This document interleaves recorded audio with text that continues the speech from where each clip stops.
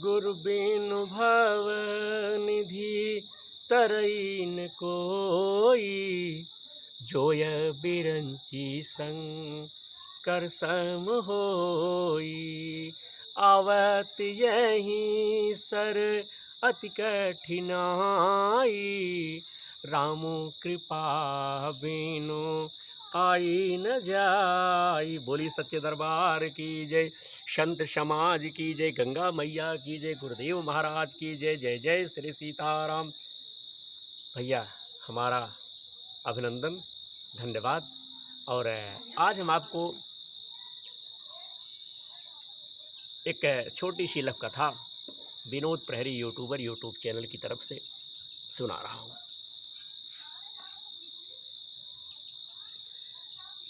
भगवान के सिवा इस संसार में कुछ नहीं है। सिय राम मैं सब जग जानी, करहूं प्रणाम जोर जुग पानी। लक्ष्मी कहीं स्थिर नहीं रहती। मूढ़ जन को देखते ही कि वह उनके घर में स्थिर होकर बैठ गई है। लक्ष्मी प्रभु की पत्नी है, नारायण की अर्धांगिनी है। उस मोर की फजीहत कैसे नहीं होगी जो लक्ष्मी जी को अपनी कहकर या अपनी मान कर चलेगा ना भैया। साथियों, एक महात्मा जी कहीं जा रहे थे। मार्ग में उन्होंने एक स्थान पर दो व्यक्तियों को ऊंची आवाज में बोलते हुए सुना। दोनों ही हाथों में लठली एक दूसरे के प्राण लेने के लिए तैयार थे। एक कह रहा था यह भूमि हमारी है और इसका स्वामी मैं हूं, जबकि दूसरा उस भूमि को अपना बतला रहा था। साथियों, उस भूमि पर अपना अपना स्वामित्व जताने के लिए दोनों ही क्रोध से लाल पीले हो रहे थे। अपने अपने पक्ष में दलीलें दे रहे थे। संत महात्मा तो स्वभाव से ही भैया दयालु होते हैं एवं परोपकारी भी होते हैं। सदैव सबको ही भला करना चाहते हैं। उन्होंने मन ही मन विचार किया कि ये दोनों लड़ाई झगड़ा करके व्यर्थ में ही अपने प्राण गंवाने पर तुले हुए हैं। अतः उन्हें समझा बुझाकर शांत करने एवं आपस में समझौता जो है कराने का प्रयास करना चाहिए। महात्मा सोच रहे थे कि प्रयास जो है करना चाहिए। यह सोचकर वे उनके निकट गए, उनके पास गए और उन्हें संबोधित करते हुए बोले कि हे भद्र, हे पुरुषों, तुम लोग कौन हो और आपस में क्यों झगड़ रहे हो? महात्मा जी कहने लगे, क्यों झगड़ रहे हो? महात्मा जी को देखकर उनमें से एक व्यक्ति बोला, हे महात्मन, हम दोनों भाई हैं। हमारे पिता ने मरते समय अपनी संपत्ति का जो बंटवारा किया था उसके अनुसार इस भूमि का मालिक मैं हूं। फिर भी यह व्यर्थ में झगड़ा कर रहा है। दूसरा व्यक्ति तत्काल चिल्ला उठा, हे महाराज, यह बिल्कुल झूठ बोल रहा है। यह भूमि इसके भाग में नहीं बल्कि मेरे भाग में थी, इसलिए इसका असली मालिक मैं हूं। यह झूठ मूठ ही इसे अपनी बतलाकर और मुझे डरा धमका कर इसे जो है लेना चाहता है, हड़पना चाहता है। हरिओम। भैया, महात्मा जी ने शांत भाव से फरमाया कि तुम दोनों ही इस भूमि को अपना कहते हो और अपने अपने पक्ष में दलीलें देते हो। ऐसे में इसका निर्णय कभी नहीं होगा। कैसे होए?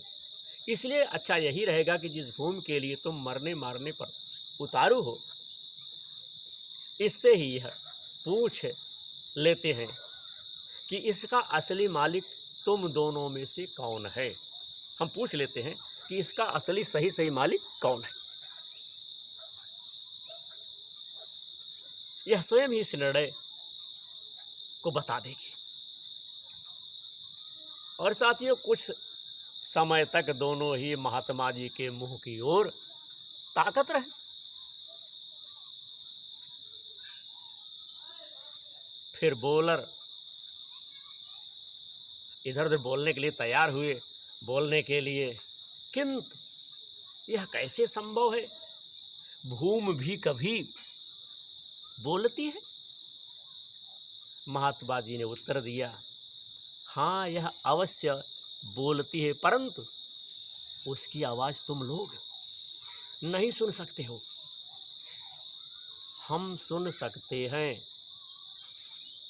किंतु यह बताओ कि भूमि जो निर्णय देगी, क्या तुम दोनों को वह मान्य होगा? दोनों भाई इस बात पर राजी हो गए भैया। तब महात्मा जी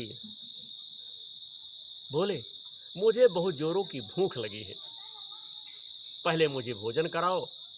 वह बोले, भूमि का निर्णय हो जाए फिर आपको डटकर खाना खिलाएंगे।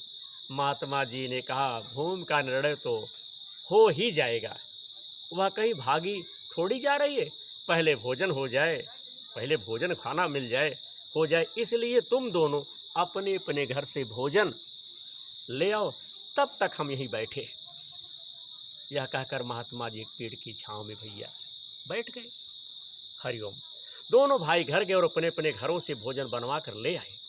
महात्मा जी ने उन दोनों को बैठने के लिए कहा। तत्पश्चात उन्होंने भोजन के 3 भाग किए और दोनों भाइयों को भोजन करने का आदेश देकर भोजन कराने लगे। इस प्रकार ऊपर की सब बातचीत तथा भोजन करने में लगभग 2 घंटे भैया लग गए।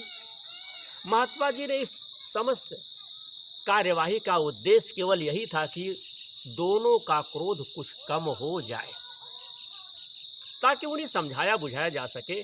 और हुआ भी यही। दोनों जब भोजन से निवृत्त हुए तो काफ़ी शांत थे। उन्होंने महात्मा जी के चरण में विनती की, हे महाराज, यह भूमि तो कुछ बोलती नहीं, इसलिए आप ही हमारा निर्णय कर दीजिए। महात्मा जी ने कहा, हम लोग भूमि से पूछकर निर्णय करते हैं।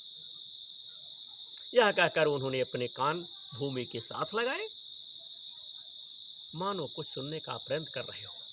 कुछ देर तक वे भैया भूमि के साथ कान लगाए रहे, फिर बैठे गए, बगल में जाकर के बैठ गए, भूमि के साथ कान लगाए और गंभीर वाणी में बोले। फिर महात्मा जी गंभीर वाणी में बोले, यह भूमि तो कुछ और ही कह रही है। दोनों भाई बोले, हे महाराज, भूमि क्या कह रही है, क्या बता रही है? महात्मा जी ने कहा, यह भूमि कहती है कि तुम दोनों ही व्यर्थ ही मेरे ऊपर अधिकार जमाने के लिए झगड़ा कर रहे हो, क्योंकि मैं इन दोनों में से किसी की नहीं हूं। ये दोनों अवश्य मेरे हैं, मैंने इनकी कई पीढ़ियां पाली है और जाते हुए भी इनकी कई पीढ़ियां मैंने देखी है। महात्मा जी की बात सुनकर दोनों भाई बड़े लज्जित हुए और महात्मा जी के चरणों में गिर पड़े। महाराज जी ने लोहा गर्म देखकर चोट की और उन्हें समझाते हुए कहा कि तनिक विचार करो कि जिस भूमि के लिए तुम लोग आपस में लड़ रहे हो, आप लोग जिस भूमि के लिए आपस में लड़ रहे हो, क्या वह आज तक किसी की बनी है जो तुम लोगों की बन जाएगी? मनुष्य मेरी करके तेरी करके व्यर्थ यत्न करता है, यह नहीं सोचता कि इनमें से कुछ भी मनुष्य का अपना नहीं है। बड़े बड़े छत्रपति राजा भी इन्हें अपना अपना कहकर हरिओम चले गए, परंतु साथ क्या ले गए? कुछ भी नहीं। वह खाली हाथ संसार में आए थे, वैसे ही खाली हाथ इस संसार से चले गए। हरिओम। तुम भूमि के इस छोटे से टुकड़े के लिए अपने अनमोल जीवन को व्यर्थ करने पर तुले हो। यह भूमि तुम्हारी है और नहीं रहेगी। यह भूमि तुम्हारी नहीं रहेगी। भूमि ही क्या, संसार के जितने भी पदार्थ है, धन संपत्ति है, मकान आदि है, इनमें से कुछ भी तुम्हारा नहीं है। तुम्हारी अपनी वस्तु तो केवल भजन भक्ति और तुम्हारे अच्छे कर्म हैं, जो तुम्हारे परलोक के सगी साथी हैं।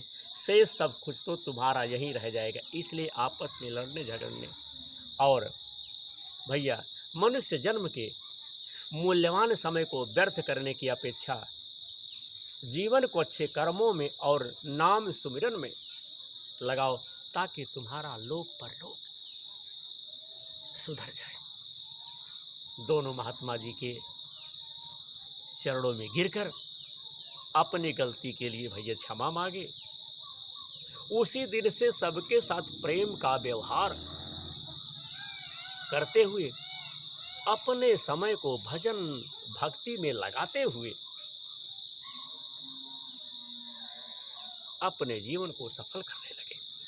तो आज का आलेख हमने आप सबकी सेवा में विनोद प्रहरी यूट्यूब चैनल की तरफ से पेश किया। भगवान के सिवा अपना कुछ नहीं है।